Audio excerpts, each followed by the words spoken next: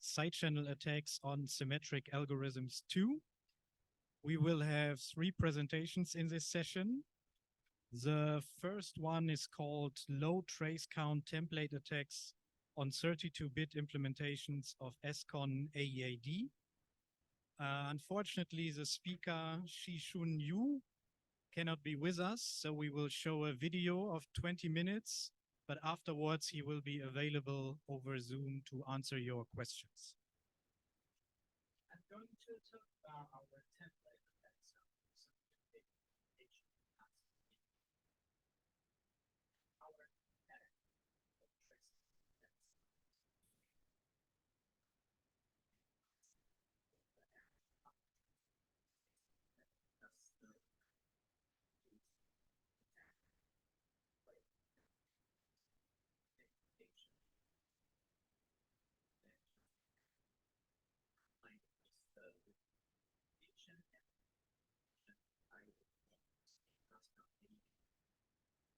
Also, for the we also our experiment, and we also try a mass implementation of ASCII AAD. And let's have a look at our target ASCII authenticated encryption with associated data for an ASCII AAD. It is a implementation-based algorithm that consists of a sequence of ASCII implementation. And in the encryption procedure, it can be separated into 4 phases. The first one we call initialization, which is a key derivation function. And the second one is associated data phase, which is functional to absorb the associated data. And the third one is the syntax phase, which is the part actually used to do the encryption, and followed by the finalization, which is a text generating function. And the key will be used 4 times in ASCII AEAD. That is to support level implementations of side-channel combinations. But at the same time, I believe it may cause some higher side-channel exposure of the key. And let's talk about some related previous template attack implementation-based algorithm. We can see that the technique of doing compilation has already been widely used to attack implementation-based algorithms such as CHES in Shapely or ASCII. Previously, if we target on some 8-bit processors or 16-bit processors, it would be sufficient that we just use the combination with the side-channel information templates. But this combination will be difficult to attack a 32-bit implementation of implementation-based algorithm. As a result, previously we used another type of side-channel informations we call a full state prediction, which can be achieved by our fragment template attacks.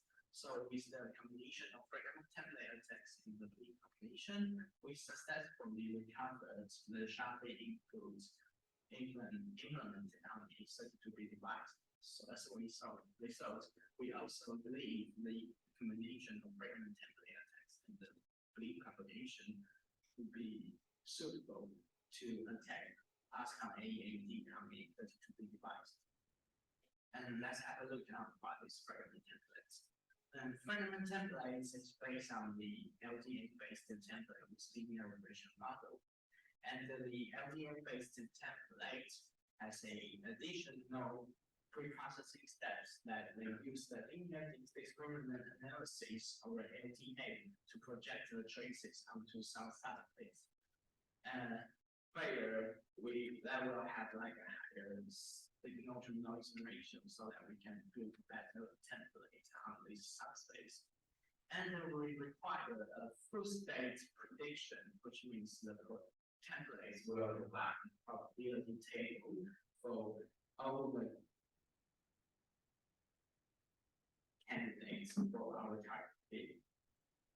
That means, for example, if today we target the byte, the probability table will contain 256 probability value for all the candidates. And instead of just the probabilities for the non-possible handling weights, in this way, we believe it will be more complete. And but it will be more difficult to do so on a 32-bit unit because it will be more expensive to deal with all the 2 to the 32 probability values. Instead, we decided to cut the 32-bit words into smaller pieces, and we call them fragments. For example, we can cut them into 4 bytes, and then use the LTA to project the traces onto different subspace. And for each subspace, we will focus on only 1 fragments, and the signals from the other 3 fragments will be treated as switching nodes.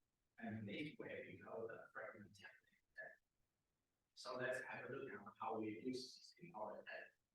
And so the procedure consisted of the following. The first one is that we need to create the fragment templates to obtain the full state predictions for the target intermediate values, including the key.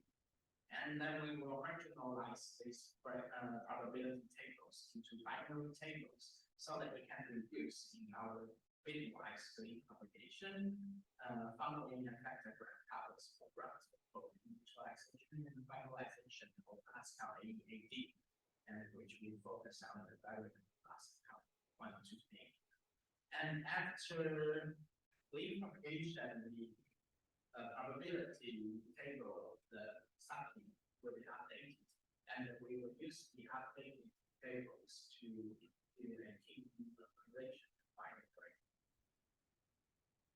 And let's have a look at our assumption. We assume the attacker are only interested in security, and in the providing stage, they can manipulate only so that they can provide different values of key nouns associated with data and the context, and have access to the corresponding outputs, including ciphertext and text, along with the recorded power traces to build a template. And in the attack stage, we assume the attackers have access to the value of nouns associated with data and text, ciphertext, and text, with the recorded attack power trace to recover the key. But we also put in restrictions that we assume the attacker will only provide entities associated with data and the 7-byte index. This way, we will make the encryption procedure the shortest, which only contains 2 ASCII communications, and 1 for initialization, and the other 1 for finalization. So we will need to build a vector graph covers these 2 communications. So let's start from the vector graph for a single round of ASCII communication. And for a single round of ASCII communication, there are 3 different steps. And we will focus on the intermediate state of beta. I'm sorry, we have some technical issues because apparently the audio is not available in Zoom and the guys are trying to fix it. Just a moment of patience.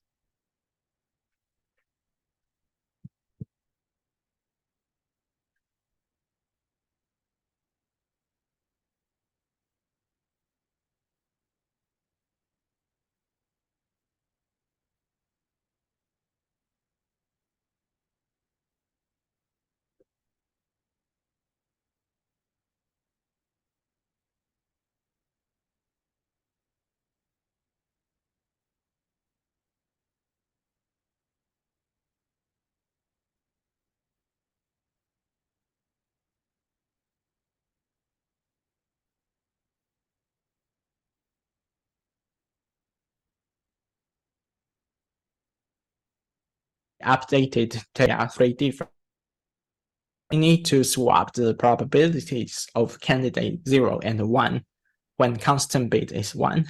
And for SBox, we need to connect the 5 input binary variable nodes and the 5 output binary variable nodes together with a factor constraint by the SBox lookup table.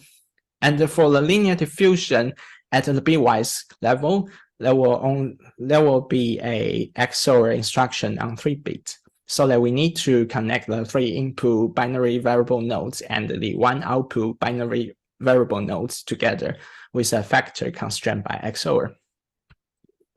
So that's how we denote the factor graph of single round, and it will be repeated 12 times for a factor graph covers a single ASCII permutation.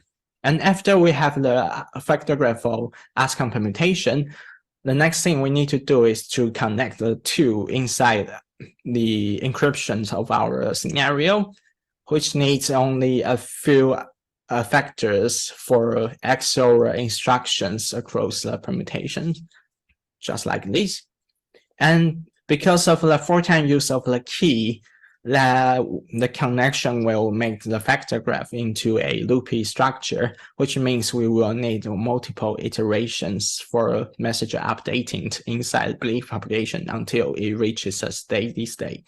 And this factor graph is for a single trace attack, but it can be extended to attack to a multi-trace attack with the same key by connecting the key variables with a factor constrained by the equation that all the keys are the same. And after the belief propagation, we need the key enumeration to find the correct key.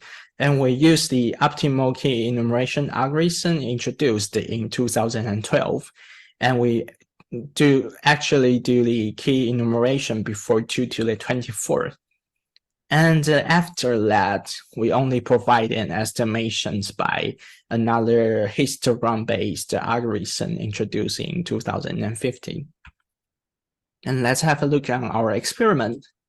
And our target were weatherless ASCII AEAD implementations. And be careful that these implementations use bit interleaving, where they will separate the 64-bit length into two 32-bit registers along its even and odd bits, instead of just cut them into their high part and the low part. And but we also believe like the transforms between these two orders will also leak some information.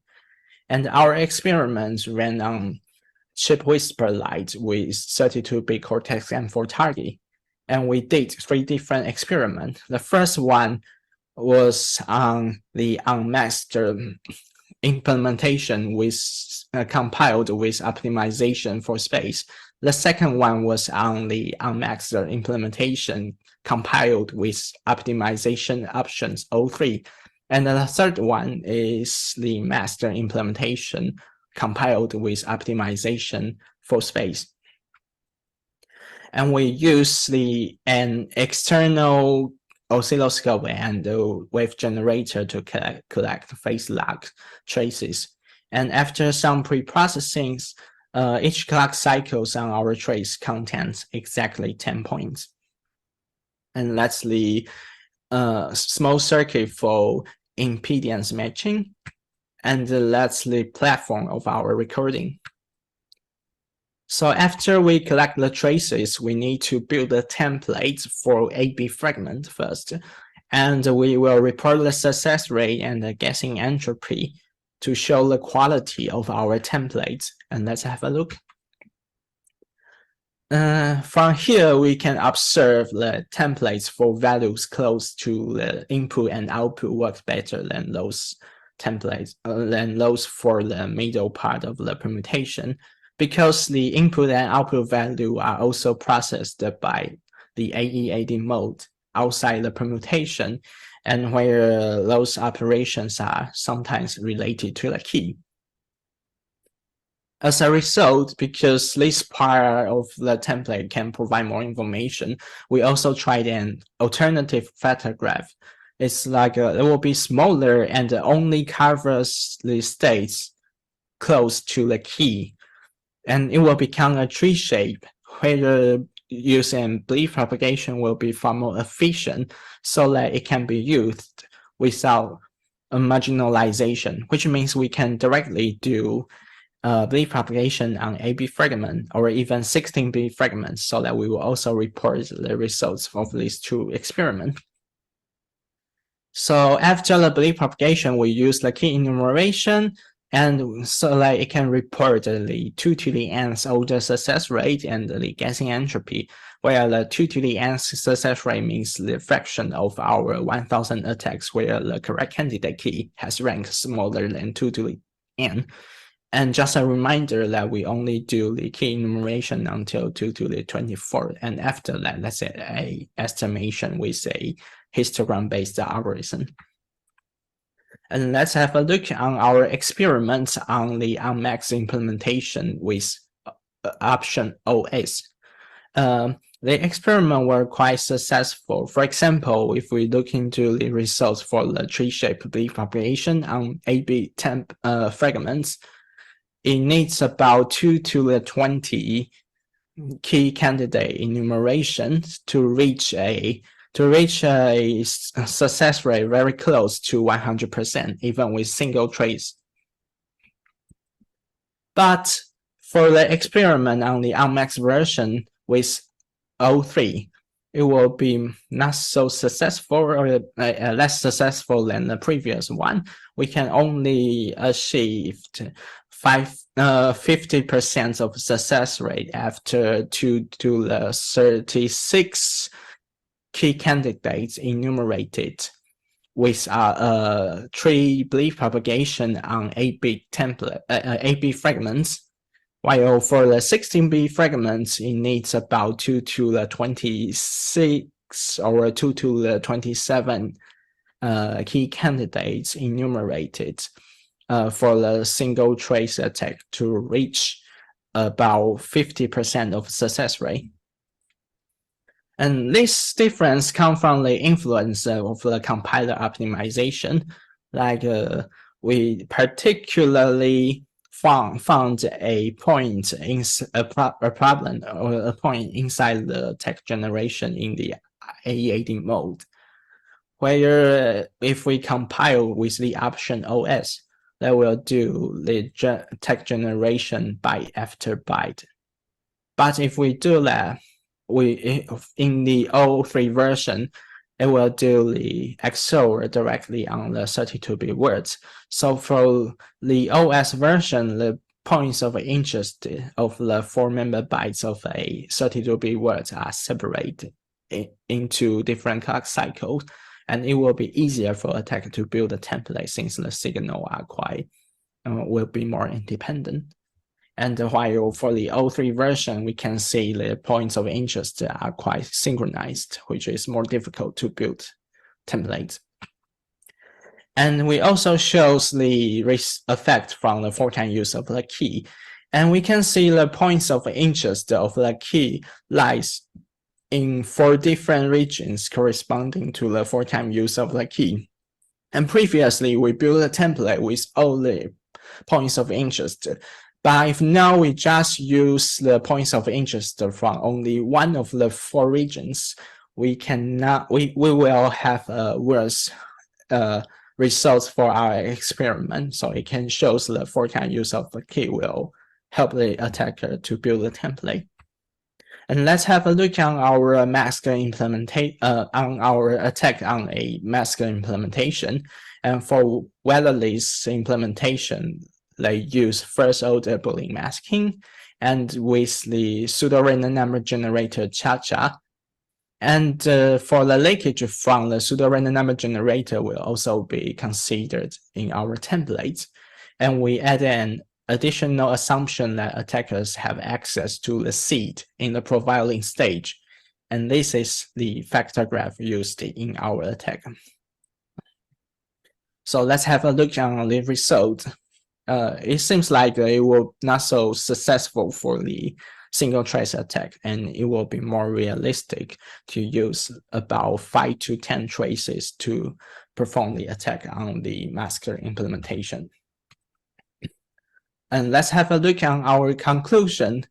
It's like the 4-time use of the key in ASCII AEAD mode is originally designed to support leveled implementations of side-channel countermeasures. But at the same time, the 4-time use of the key means the key will be exposed for 4 times. and it is possible to help the attacker, and it may require stronger countermeasures to protect the key. And also observe from our experiments, like the mode of operation. If the mode of the operation is not a complete 32-bit implementation, it will also be easier for the attacker to build the template. And also observe from our attack on the max version, we can see like countermeasures originally designed against DPA, such as masking, may still be vulnerable to template attack in some scenarios, especially in our cases when they may have access to the seed. And thank you, everyone.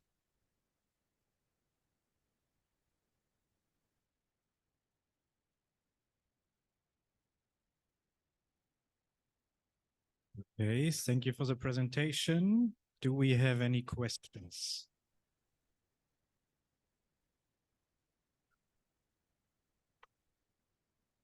I don't see any questions in the chat so far.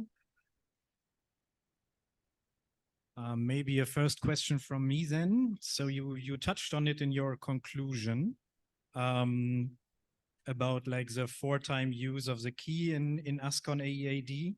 What are like other parts where your attack framework is specific to ASCON as a target, and where it's more generic and applies to other targets as well?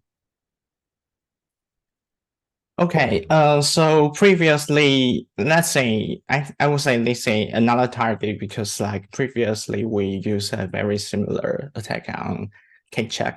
So, but let's experiment from our attack previously on CHES is like we go into deeply into the permutation part. But when we attack on the ASCON part, we found like for some reasons, it's like for example, in ASCON, it doesn't have like a very much complicated structure like a CHES, so that we can only find like a fewer side channel information from the permutation. But later we found if we want to attack ASCON, maybe that will have like more side channels from the mode operations.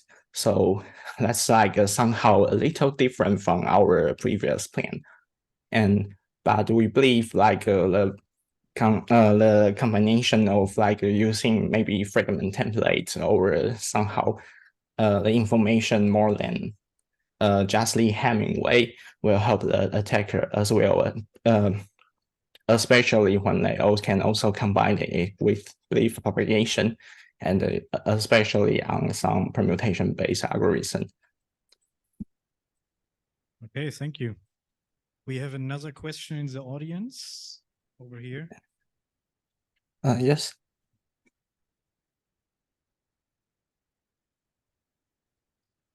Hi, thanks for the presentation. Can you say anything about the strength of the signals to noise ratio you had in your experiments? Because I see it was pretty high. Oh, it's like so for our attack, we do not use like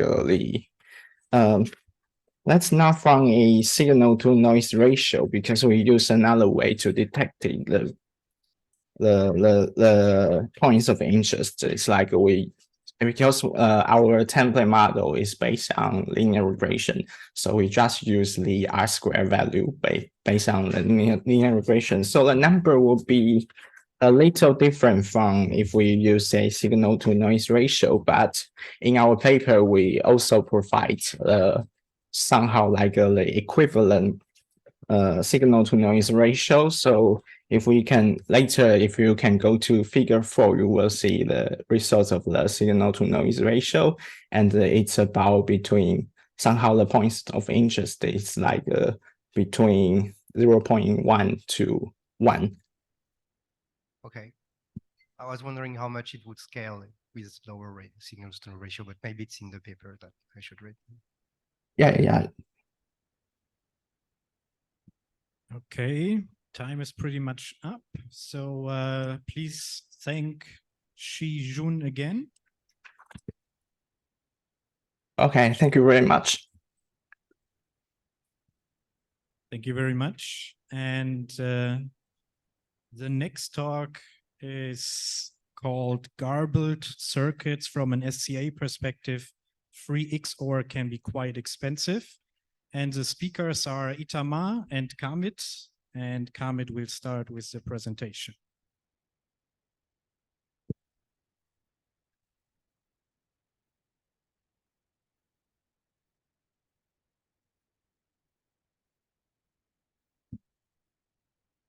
Okay, thank you for the introduction. So this is a joint work and a joint talk with Itamar Levi.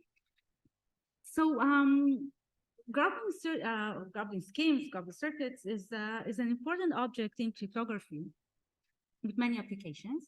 And it is abstracted using 4 algorithms, where on the garbler sides, given a description of a Boolean function f and an input x, these algorithms encode f and x, such that on the evaluator sides, evaluating these encodings will produce f of x. Apart from correctness, we care about privacy, where nothing leaks beyond f of x from the evaluation process. And the typical paradigm to garble a circuit is in the gate-by-gate paradigm, where each gate is garbled separately, but by essentially encoding the truth table. And this is done by choosing 2 random labels per wire, 1 per bit, and using each pair of labels to somehow encode or hide the corresponding output label, where this output label is the one that corresponds to the computation or the value that sort of corresponds to the pair of input labels we're using. And this object has been really intensively studied by the crypto community. And many optimizations have been suggested in the past 2 decades. Most of them, or almost all of them, proposing ways to reduce the communication complexities. For general circuits, this encoding of within a gate is usually implemented using, or always implemented using a cryptographic object, which is either an encryption scheme or a pseudo-random function or a hash function. So reducing the communication overhead amounts to reducing the number of ciphertexts per gate. And this is done by tweaking the garbling algorithms. And just for a specific example, the way this encoding works is by creating a mask value using the 2 input labels that XORed with the output label. And the reason I'm telling you that is that this creates modularity, and it helps in the attacks that Itamar is going to explain, because you can separate the part that is used to create the mask and the plain text. Okay, so one of the most influential optimization is the free XOR optimization, and here the garbler is choosing global offset delta. And this delta is used to create or to define the 1 labels based on the 0 label. So basically you take every 0 label per wire, XOR it with delta, and then you get the 1 label. And this was highly influential in the sense that the research has been shifted towards designing circuits that maintain very few AND gates and many XOR gates, because it allows communication-free garbling for XOR gates. On the other hand, it introduces a global offset through the entire computation of the circuit. Looking ahead, this is what we're going to exploit in the attack. So as I was saying, garbling schemes introduce a lot of applications. Constant round MPC is just the most prominent one, but not the only one. This is just a partial list. And many of these applications, if not all, would benefit or actually rely on secure hardware, either on the garbler or the evaluator side. And as such, they're prone to side channel attacks. However, up until now, as far as we know, these implementations using hardware have not been studied in the context of side channel attacks. And this is the starting point to this work. So let me hand it to Itamar, so he will present the attack. Okay, thank you, Karmit, and thank you everyone for joining this session. I hope you hear me well.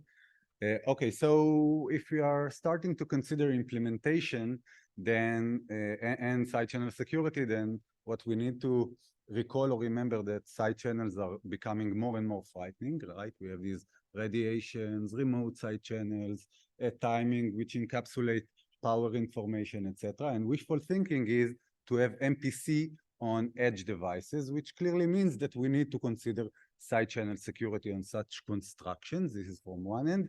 And of course, that the most trivial implementation for now from Google, IBM, etc., we have a multi-party on the cloud, but even in the cloud, we see side channel attacks. So the context is important. So now what I wanted to do is to dive in a little bit to the necessary information relating to garbling schemes and to the garbling protocol. So let's go a bit step by step. So two-party garbling schemes in which we have two parties. So P1 is denoted by the garbler in blue, and P2 is denoted as the evaluator, and they have their input labels or the data that they want to jointly manipulate. For the garbler, it is denoted by blue A, and for the evaluator by red B. And they have some circuit, we have some circuit that we want to jointly compute, right, as represented in the figure. Now, we have the first stage of the protocol, which is performed on the garbler hardware. So you see that below, this is the garbler hardware, and it is denoted by labeling. So of course, we cannot really work with the binary values 0s and 1s. We need to generate random labels, n-bit strings, which represent the binary value 0 or the binary value y. And the way to embed the functionality of the gate, so in a certain gate, we also generate labels for the output C0 and C1 and bit labels. And then the way to embed the logic is to generate a corresponding lookup table using those labels. So this is the first part being done on the garbler. We generate random labels.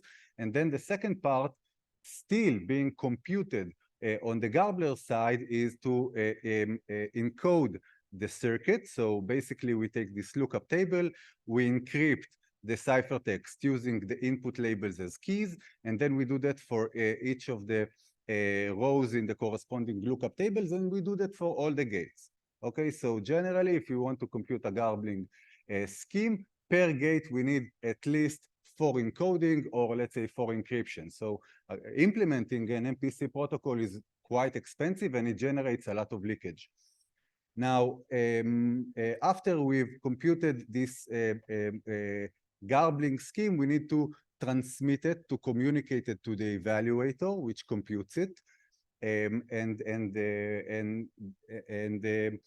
the next step is actually to perform the evaluation. The evaluation is just the decryption, where we actually we need to get the actual inputs being computed. So the garbler will have his, the garbler will have his input bit 0 or 1 per wire, per input wire, and then he needs to send his inputs to the evaluator, which evaluates the functionality.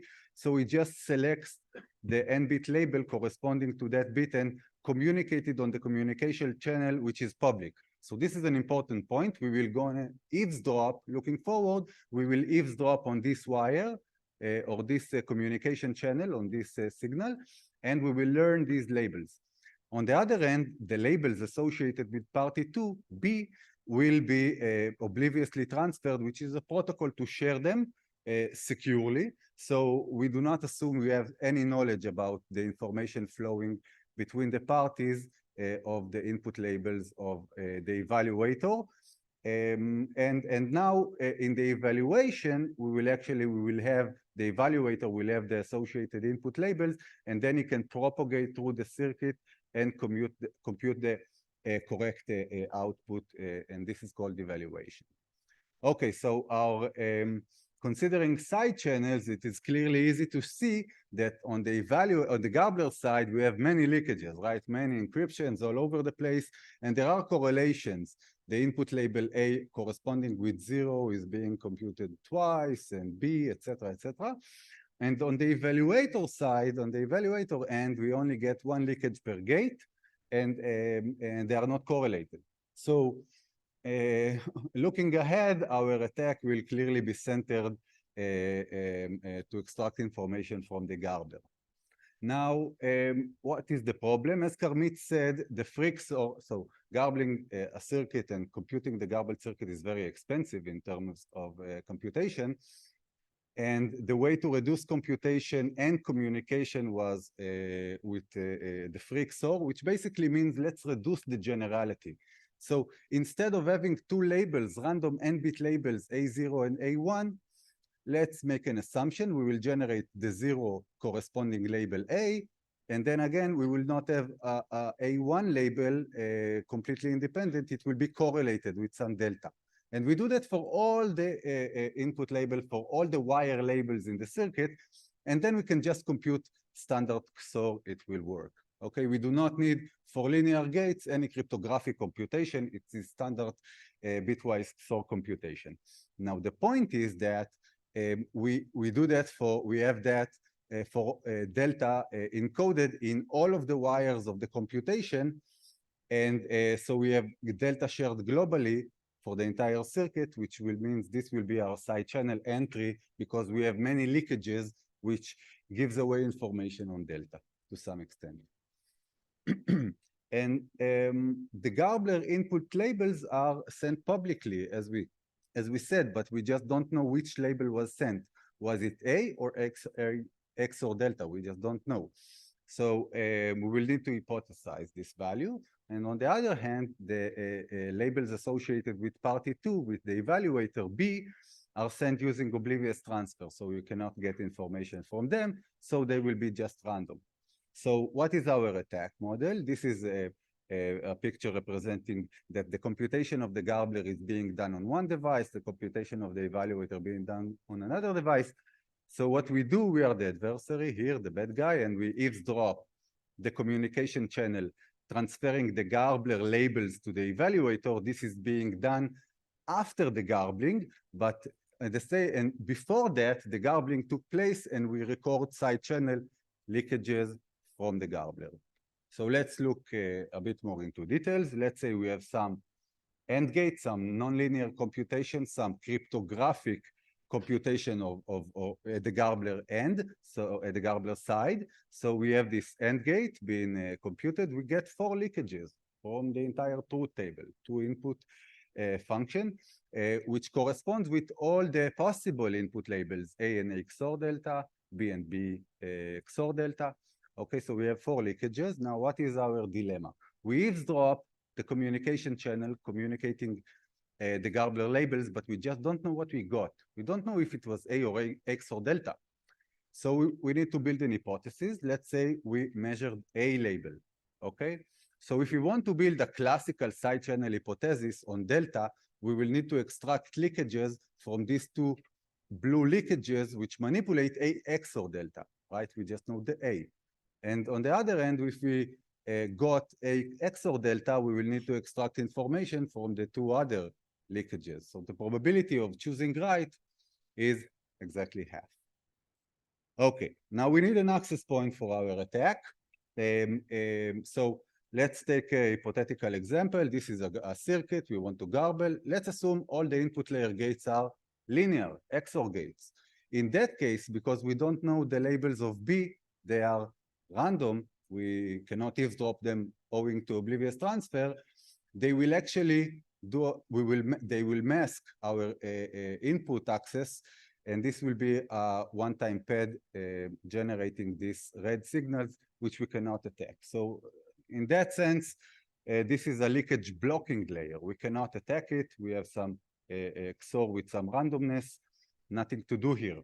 On the other hand, if we do have in the input layer of the garbled circuit some cryptographic computation with nonlinear gates, then we can extract information from the processing of these gates, and we denote the size of this input layer as lambda, the effective size of the leakage exploitation layer in blue. Now, one important thing to note is that there are many primitives to compute a garbled gate, the garbled encoding, so I list here several options. Now, we need a processing with the label A, which we've eavesdropped, alone. Okay, so if we get a leakage, let's say this blue part, this PRF on A, in blue leakage here, we can exploit it by building hypothesis and extracting leakage.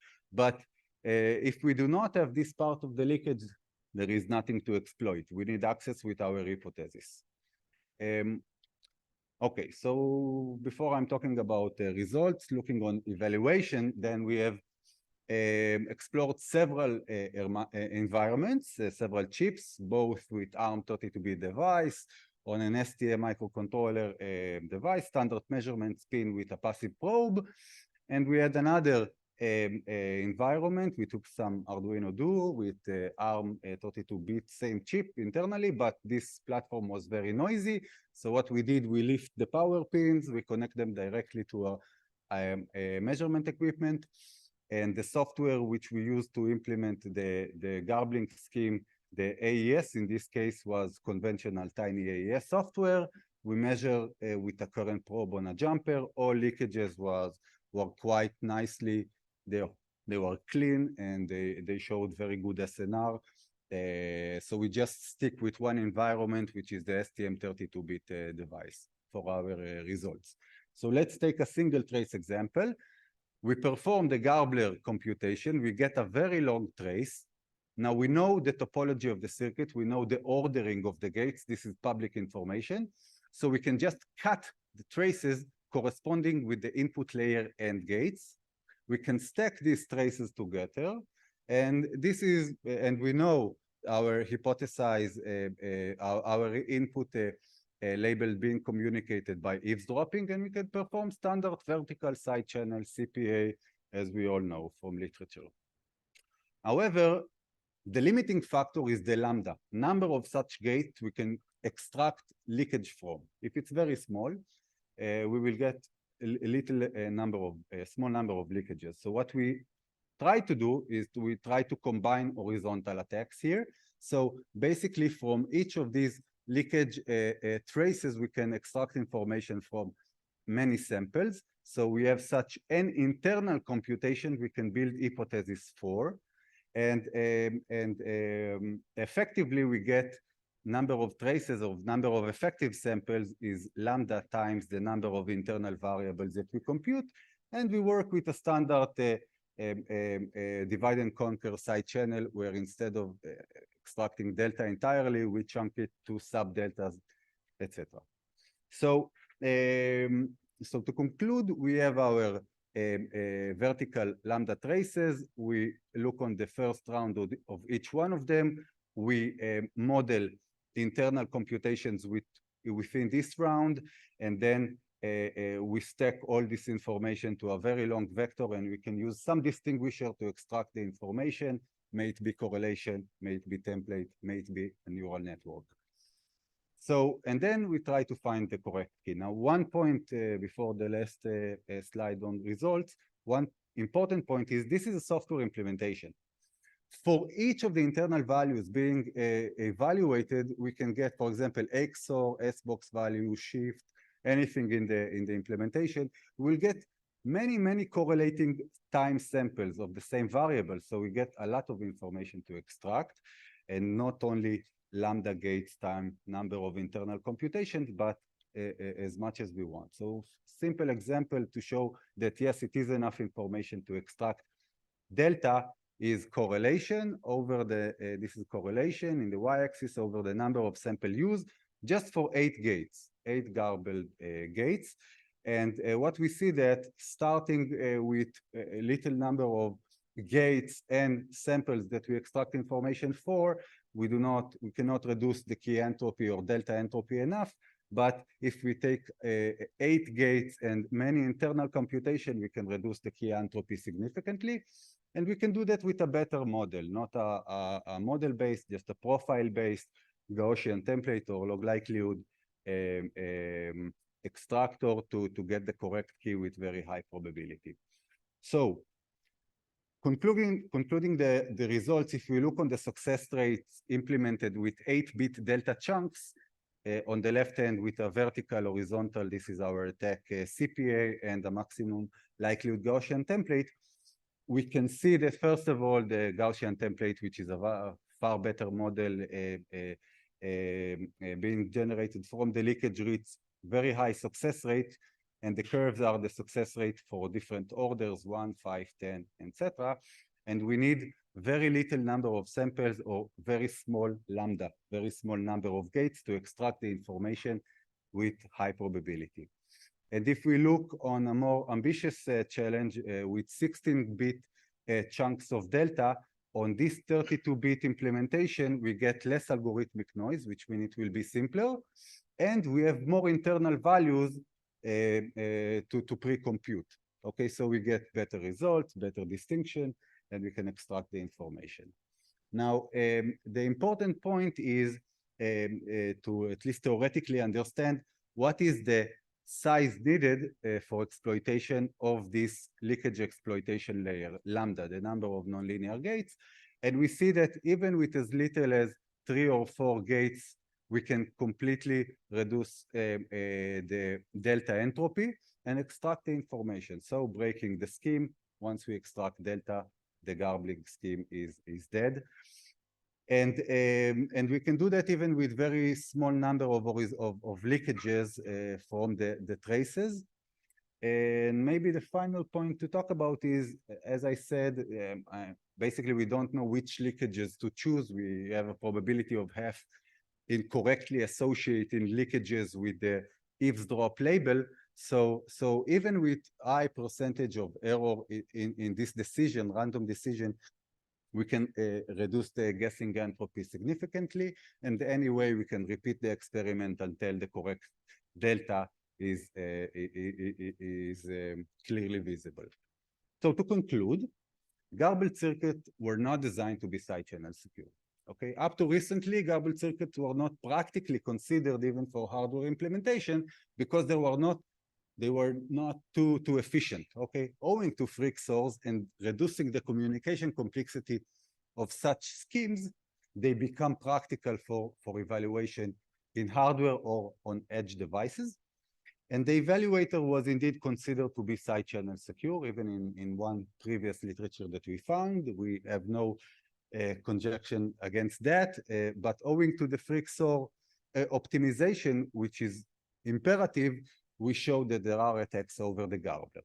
So considering protection, there are other primitives to be used as for what is being done to encode the values. There is just one example here from BHKR 2013, and what they do, what they propose for an encoder, mixes the labels, the one that we can hypothesize an eavesdrop and the one that we don't know owing to oblivious transfer before the computation. So clearly, I have no entry point to perform side channel on this type of construction. So this is a one primitive that can solve the solution. Another option is just to manipulate the circuit topology. Instead of having an input nonlinear gate, we can manipulate the Boolean representation and introduce XORs on the input layer, and therefore the attack will be impossible. And if we do not want to touch the protocol or the garbling compiler, we can use side channel protection but clearly they are very expensive. So if we try to add masking, that will probably be an overkill. These circuits are already quite slow, quite expensive, etc. But as a proposal, we can shuffle the garbled circuit execution order, okay, which is public, that can lead to very low cost solutions. So thank you for your attention. I hope that was clear. I'm here for questions, or if you want to catch me afterwards, or Karmit, of course, we are here. Okay.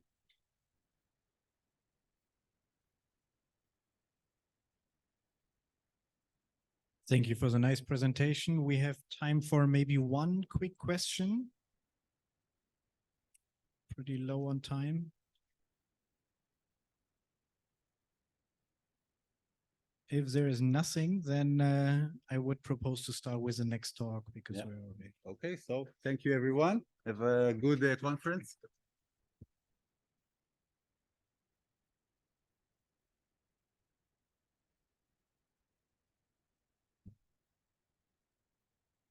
Okay, now the third and final talk of this session is called Pincering Skinny by exploiting slow diffusion, enhancing differential power analysis with cluster graph inference. And the speaker is Nicolas Costes. Thank you.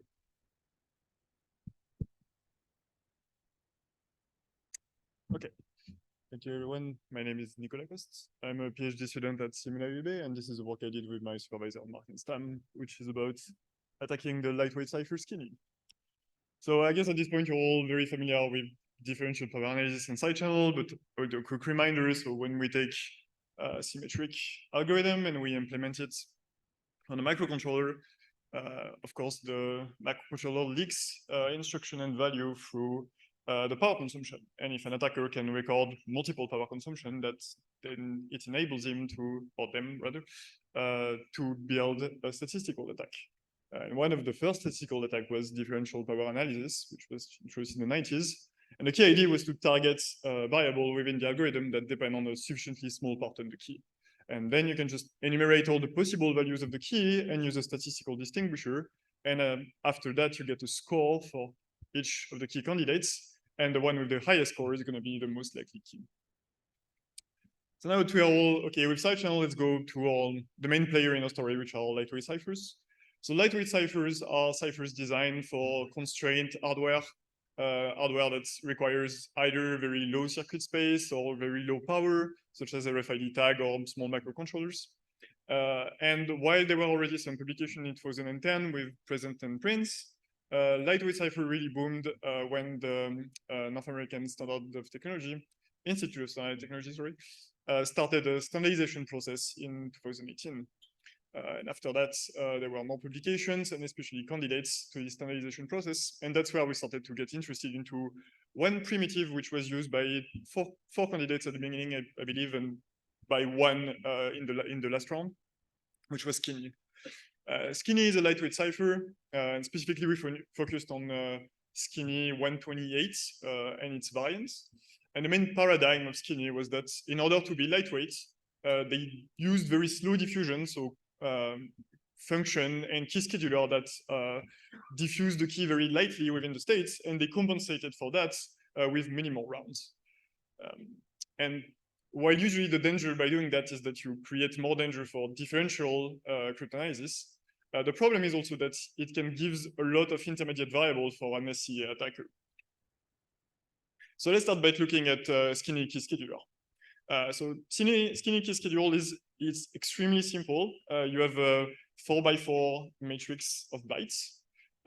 And every round, you take the top 2 rows of the states, and you XOR it to the top 2 rows of the cipher state. So you only take 2 rows every round. And the only operation that you do to change from one round to the other is applying a permutation called PT.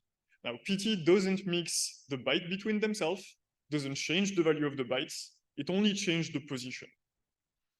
And the other properties of PT is that you can see that it keeps the top 2 rows and the bottom 2 rows separated. So you always get alternating top 2 rows in odd and even round. So already just by looking at the key scheduler, there is something that should jump at you if you did the side channel before, is that instantly we know we can attack the first and the last round simultaneously.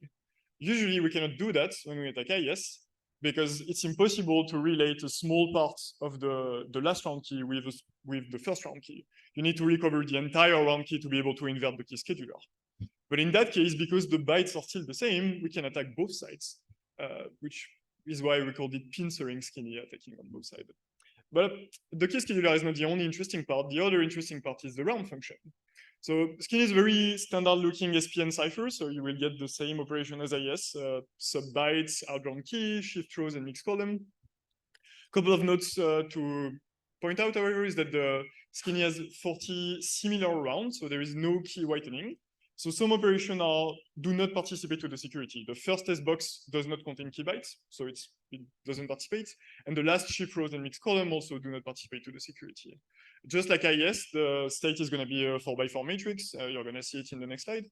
The other thing to note is that mixed column is not an MDS matrix, it's a binary matrix. Again, very low diffusion.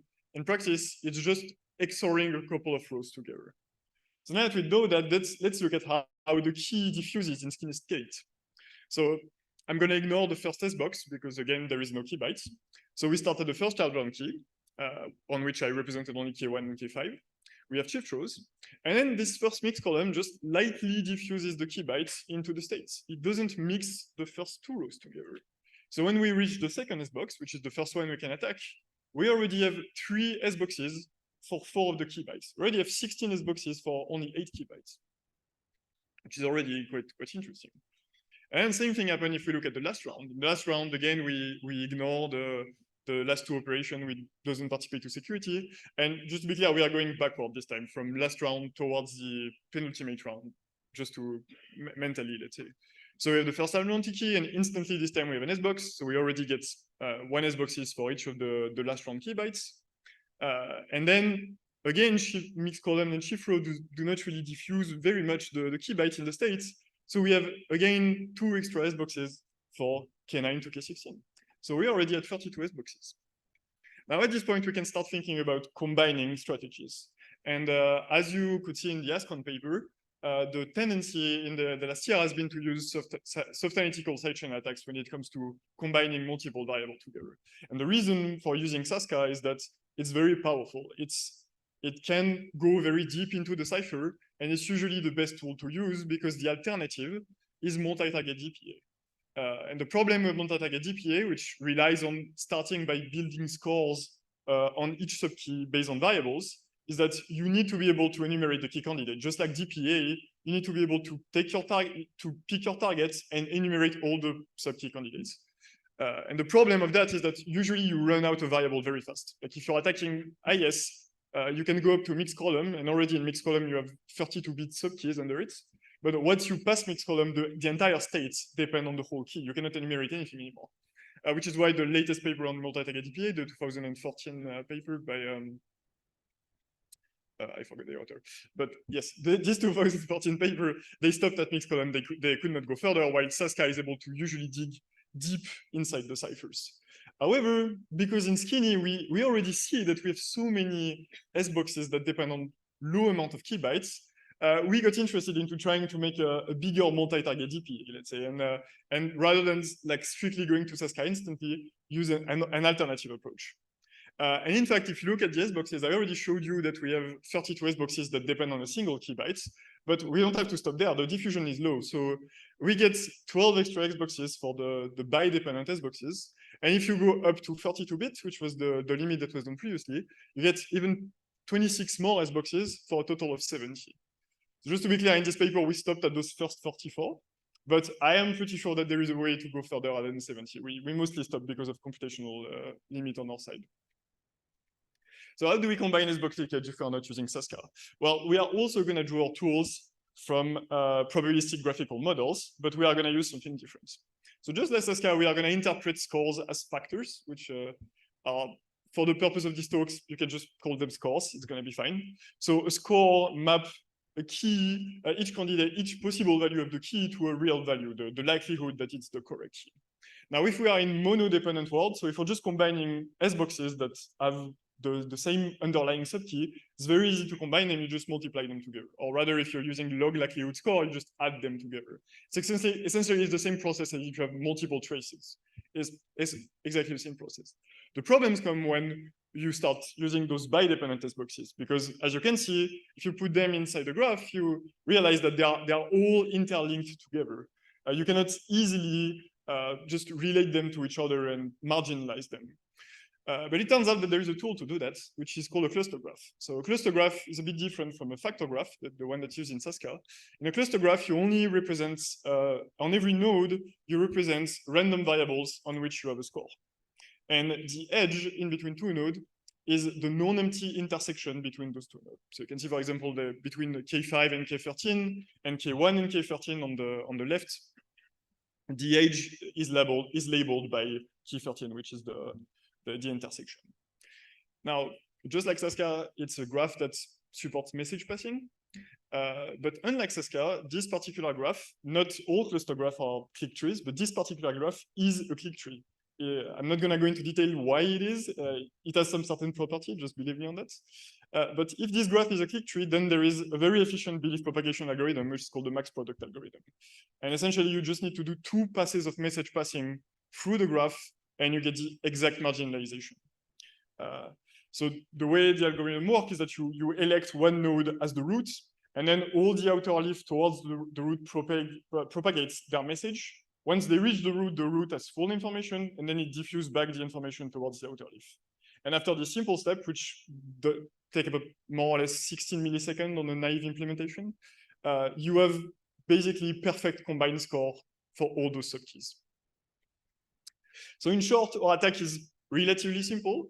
You start by taking all these boxes that you want to attack. You build a score using all the available traces. So just as if you were attacking simply this particular icebox, you build all the scores. You put all the scores into this cluster graph, and then you run the algorithm. And because the algorithm is so fast, you can even run it online. Like you can run it in between processing each trace if you want. And at the end, you get scores on each key bytes, and you can run key enumeration if you want, or you can do success rates, depends on what you want. And the best thing, the nice thing about this CGI DPA, so cluster graph inference DPA, is that you keep all the nice properties of DPA.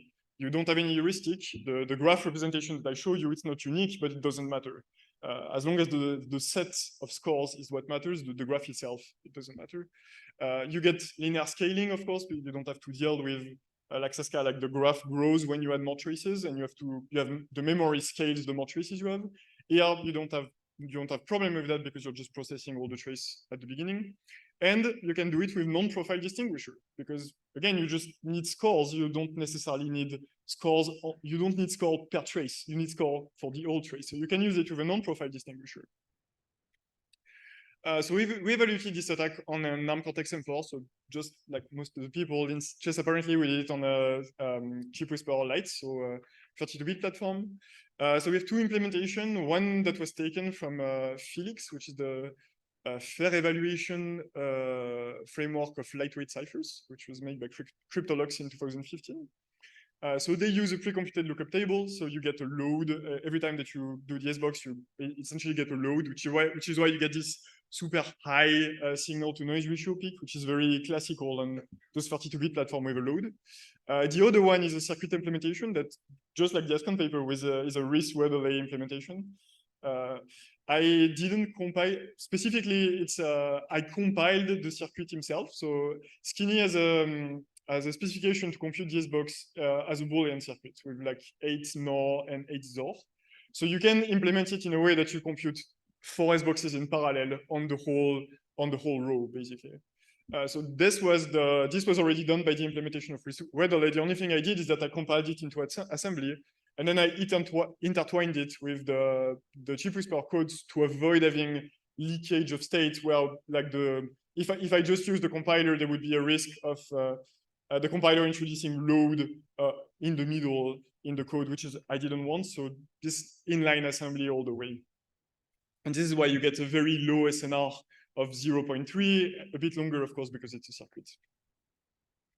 So the results, we started by doing template attack, very simple template attack. So just picking points of interest based on the SNR and then using very textbook templates. And the results are the success rates in number of trays for 16 S boxes, so taking just one S boxes per key byte, just like you would do with a yes, 32 S box, so all the ones that depend on a single key byte, and 44 S box, which is the one where we use our graph. And you can see that the pink one, so the 44 S box, vastly outperform all the other, and you are able to get a good success rate in as low as 5 traces for the lookup table implementation. You can try to quantify that, and the way to do that is to use the 16S box as a baseline and see how much of a trace reduction you get when you use the combined attack. So we can look at that both for the lookup for the two implementation and also for Hamming weight simulation. And what we expected was a 2.75 ratio. Now 2.75 sound that it's come out of nowhere, but it's the ratio of S boxes. It's 44 divided by 16. So if you get 44 S boxes versus 16, you kind of expect that you would need 2.75 less trace. And this is more or less what we get for the Hamming weight model and for the lookup table implementation. For the circuit version, you can see it's much higher. And the reason is that the individual S box in the circuit version are relatively bad in terms of success rates. But when we combine them together, they actually kind of correct each other. So the effect of trace reduction is actually much, much higher. Now, the other thing that we did is, like I say, we are not limited to profiling. We can do unprofiled CPA and still be able to combine afterwards. So the way that we did this is, again, we did it with a window. So you naked eye, or rather, I think I did it with SNR, but you can naked eye a window for each S boxes and compute the correlation for the whole window. And then you use the max function to pick the highest peak of correlation for each key candidates. And the resulting thing are scores that you can combine exactly the same way with the graph. And this time it's really clear that the combination is much better than all the other because it's the only one that's able to reach a good success rates in the amount of trees that you tried. By the way, I didn't say it, but all those experiments were repeated 1,000 times. So this is the average over. So in conclusion, so my talk was mainly focused on skinny 128, 128, but the candidates, the final candidates, the one that didn't get chosen at the end because, as we know, ASCON won, was using skinny 128, 392, but applying the attack from 128 to 392 is very straightforward. The number one proof is that all the real attack I showed you were actually on 128, 392. And the reason why it's easy to go from one version of skinny to the next is that the way the key is laid out in the tricky state, which is the big difference between those two versions, is the same. Like the key is still in a 128-bit block, and it's still manipulated in the same way, and the bytes are still not changing. The other thing is that the permutation PT could change the graph because there is a different number of rounds for different variant of skinny. But it turns out that the 392 has 16 more rounds than 128. And this permutation PT has a period of 16. So the position of the byte in the last round is the same. Skinny 128, 256 has 48 rounds. So the position of the byte might be a bit different, but we didn't investigate because nobody was using it. The other thing is that we didn't do any masked attack, but masking would not prevent combining the score. Masking would make it harder to get scores for each of the S box, but the combination itself would absolutely not change. So we didn't do any masking attack just again because of computational limitation. The other thing is to look at other targets. So in terms of low diffusion cipher that have the same, let's say, paradigm of having like very low diffusion key scheduler, very low diffusion within round, there is lead. Lead is a similar cipher to skinny. Most of the designers are actually on both cipher. And you can do textbook CGI DPA, you can take this paper and apply it to lead in an afternoon, it's gonna work. It's exactly the same design. Gift is another low diffusion cipher. It's probably a bit trickier to apply it to Gift because while it has the same low diffusion concept, it's a bitwise structure inside. So the nice bytewise structure that we got that led us to this nice tree, you're not gonna get it the same way in Gift. So it's probably gonna be a bit harder to combine together. But again, I think it's a very good target because low diffusion, you can attack from both sides, and you have a lot of S boxes to use. I put a question mark on ASCON because people asked us in the last round of review if ASCON would be like since ASCON was selected as a standard, people asked us about ASCON, And at the time, my instinct was like, well, I looked at the standard and the key is injected 4 times. So most likely somebody's going to be able to do something about that. And we already heard about it. So somebody was already on the on the topic. The other thing is that just like the ESCON paper, I would like to point out that low diffusion design might have some SCA downside. I'm not saying that low diffusion design should be avoided, but I think that designers should be aware that when they introduce those low diffusion paradigm, they are opening the door for SCA attacker to have more targets. And that's something that they should keep. And with that, that's the end of my talk, and I'm happy to take some questions.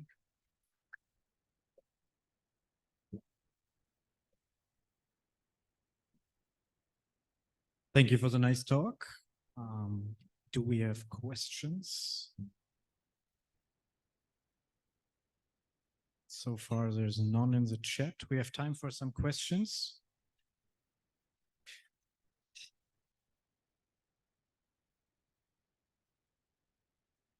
So at the beginning, you mentioned the decision between Saska and multi-target DPA. So was making the decision very, very obvious to you, or did you compare them and find some differences? We did not compare them. We did not run Saska on Skinny. It was more that the way the paper developed, we slowly unfolded, let's say, those. We didn't realize all those properties of Skinny right away. We slowly unfolded it, and over time we started working on this multi-target ID before realizing that Saska might be the best tool to get the most out of the cipher. But then when we found out about this cluster graph ID and the fact that nobody had used it before, and the properties that you could do it unprofiled was kind of what sold us on the idea. Because Saska is really limited on the fact that you really need profiling. And if you end up with a target that is very noisy, you need a lot of trace, you're going to end up with a massive graph that takes a lot of memory as well. So the property of being able to do it unprofiled and to have the scalability that allows us to do it for a million traces if we wanted was what sold us on continuing this idea. Okay, thanks. Other questions?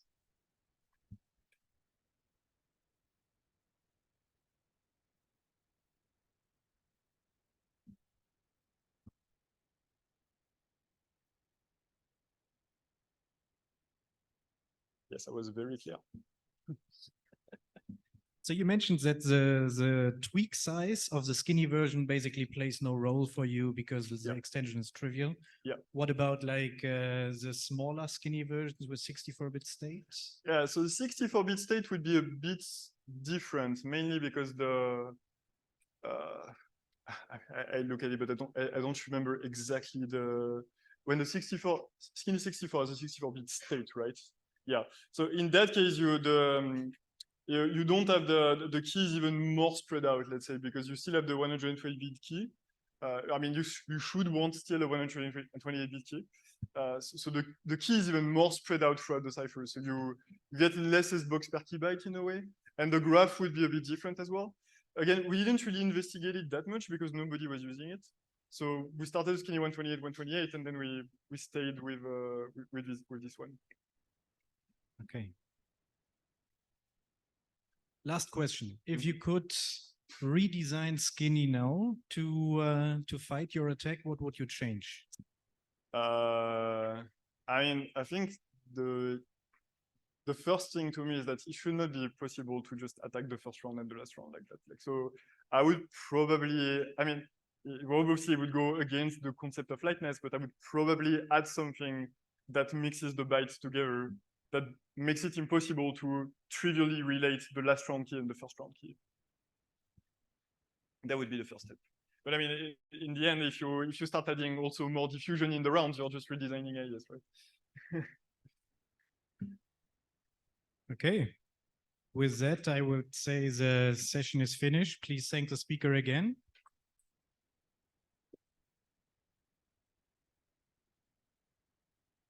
And now we have the light dinner on the program, so please enjoy.